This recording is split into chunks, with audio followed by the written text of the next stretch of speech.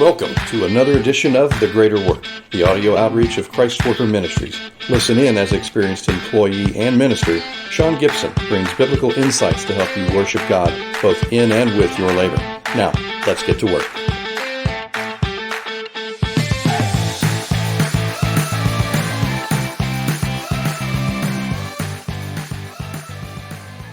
Going to work these days is challenging enough as it is. Deadlines, micromanaging bosses, sales quotas, and then just a demanding customer can make for a very challenging work experience. And that's just part of the daily grind that most of us endure regularly. Those regular stressors, though, can be eclipsed by high-level, stressful situations that can potentially impact your work life and your personal life forever. Layoffs and corporate downsizing can send anxiety levels through the roof, and really all at no fault of your own. But in today's work environments, we can find another high-level stressor rooted in evil with the sole desire to destroy you and your reputation. I'm talking about false accusations. When I say false accusations, I'm not just talking about a simple misunderstanding or miscommunication. I'm talking about being accused of something serious like embezzlement of company funds, cooking the books, sexual harassment, or even offering kickbacks to a client for new and continued business. These accusations are very real, and they can be destructive if not handled the right way. Over the next several weeks, I want to talk with you about handling false accusations in the workplace and how you can endure the suffering of being falsely accused as a follower of Christ. I also want to help you receive God's vindication and promotion due to being falsely accused. First things first, let's understand false accusation is from Satan. Know that, embrace that, and set it in stone in your heart. The first example of false accusation occurred in the Garden of Eden. In the book of Genesis, Satan came to Eve in the form of a snake and told her that God was basically lying to her about what would happen if she and Adam ate from the tree of knowledge and good of evil. The serpent implied that God didn't want Adam and Eve to have their eyes open because they too would be like God, knowing good and evil. The serpent falsely accused God of holding back something significant from Adam and Eve, and as a result, Adam and Eve indulged the serpent, and frankly, we know what happened next. When we look at the life of Joseph in the Old Testament, we discover a workplace dynamic much like what we see today. God blessed Joseph, and he worked hard and maneuvered his way up the corporate ladder.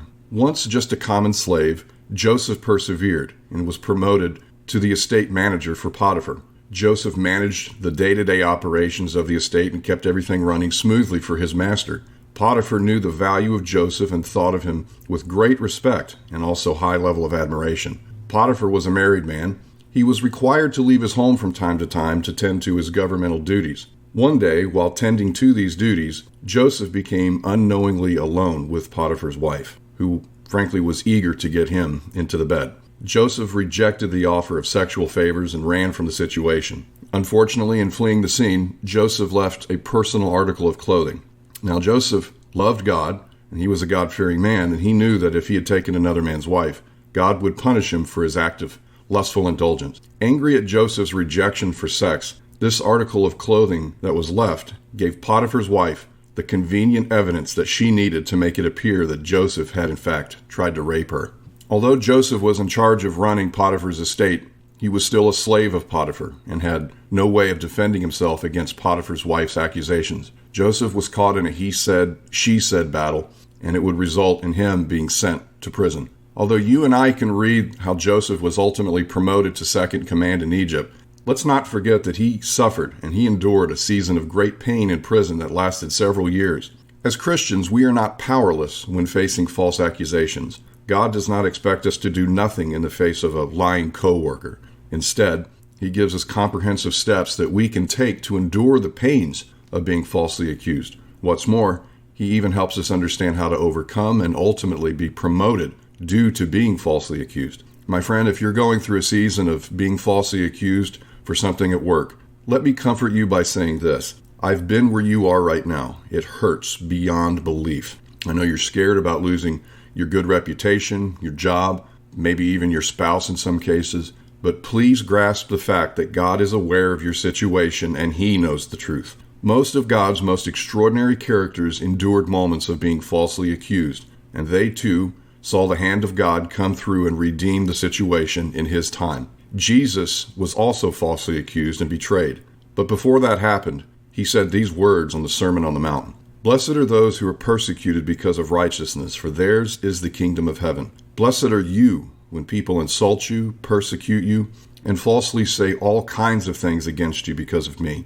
Rejoice and be glad, because great is your reward in heaven, because in the same way they persecuted the prophets before you. Join me next week on the Greater Work podcast as I share additional practical steps that you can take to walk through this season of false accusation victoriously. Also visit christworker.org for additional tools and teachings on how you can experience the presence of God in your work life.